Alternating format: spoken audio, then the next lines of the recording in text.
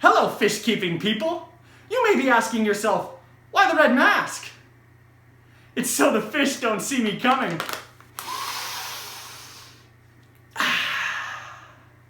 I think I'm gonna eat some of this tonight. Well, looky here, what do we have? Another pretty thing ready for me to grab. But little does she know that I'm a wolf in sheep's clothing, 'cause at the end of the night it is her I'll be holding. I love you so, hey, that's what you'll say. You'll tell me, baby, please don't go. What's going on YouTube? It's Jay Wilson, NorthFinUSA.com. We're on Facebook and Instagram. So today we're gonna give you 3 treats. Yes, it's Halloween. Yes, that was my pun. And yes, today is October 31st. So the 3 tips today are just an overall generalization of keeping a tank with semi or aggressive fish. So let's get to it. Number 1, you should always be looking for signs of aggression.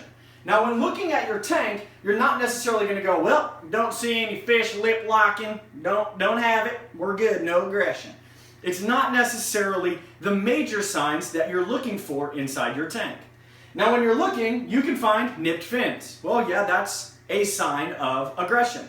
It's also a sign of other things, but today we're talking specifically about aggression. So nipped fins, maybe I've got a little aggression. Maybe I got some mouth marks on the sides of bodies of some of my fish. That's another sign of aggression. And maybe you have a fish that's kind of hanging off to the top left that looks as if it's scared. Now when I say looks as if it's scared, I'm talking about anytime a fish comes near it, it immediately jolts away.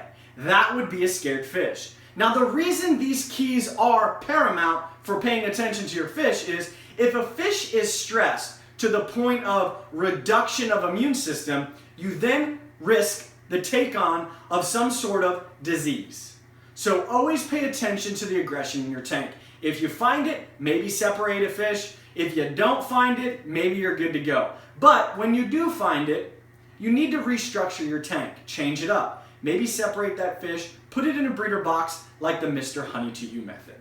So let's get to number 2. Number 2, always test your tank water. Now I'm not talking about just testing one thing. Too many times I find something's wrong with my tank and I can't figure it out. Well, when was the last time you took a test? Well, I took a pH test last week. Well, what about your ammonia, nitrite, and nitrate? Have you tested those? No, my tank cycled. So this is a common problem and a major common mistake when you're looking at fish keeping. So please, test your water, have a master test kit, make sure it's within the expiration date. Most of these will sit on shelves, so please check the expiration date and test water more frequently than you do now. By doing this, you will save yourself from major issues. I'm talking ammonia spikes, recycling of the tank. Maybe your nitrate's too high. Remember, that is a silent killer.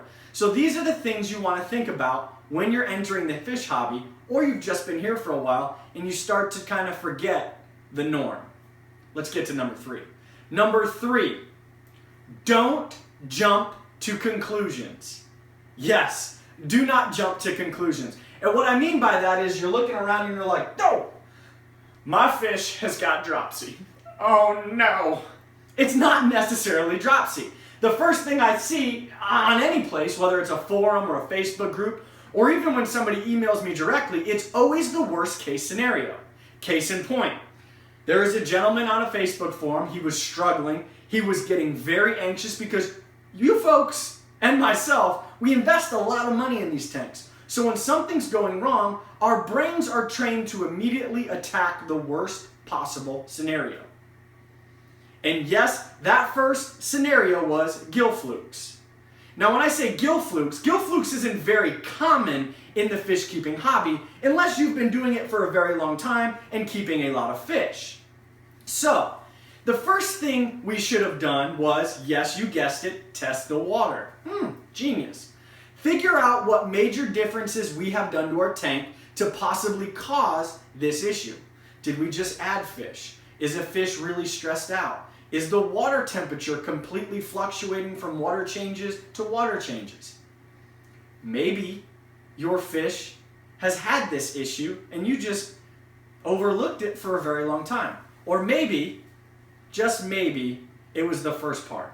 Your tank water was not very good, and it's been a detriment to these fish's health the whole time. So, when you start to break down the necessary details of these issues, you start to find out that it's not necessarily the worst case scenario. And what makes it worse is we start to think, oh my goodness, this is the end of my tank. Because everybody under the sun will agree with you anytime you say something. If I said it was gill flukes, majority of the people are just going to tell you how to treat gill flukes, and you're going to treat them. But this person gave us some characteristics of other diseases that these fish could have possibly had. They were flashing. They were scraping. Oh yeah, that's signs of gill flukes. But what are the odds this person had gill flukes? So when you break down the layers, you figure out, oh, look at your fish. Do they look like they have salt all over them? Yes?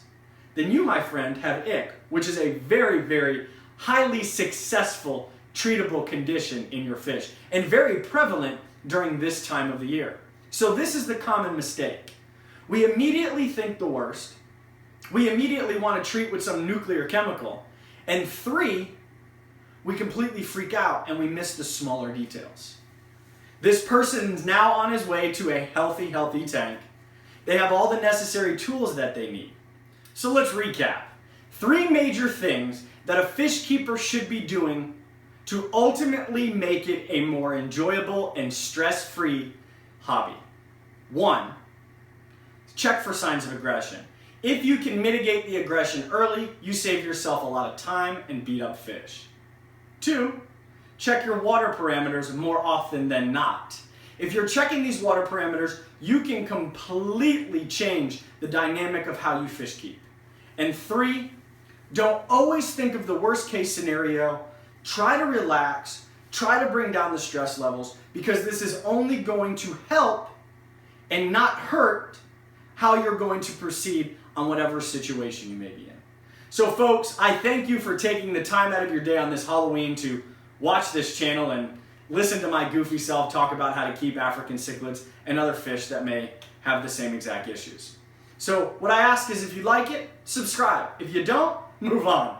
It's not going to hurt my feelings, and you probably will find some even better fish keeping YouTubers out there, and I hope that you find exactly what you're looking for. So thank you so much for liking, watching, retweeting, tweeting, double tapping, liking, whatever. I think I said something twice, but you folks are amazing, and I thank you for it. Check out northfinusa.com. You know what's next. Holla!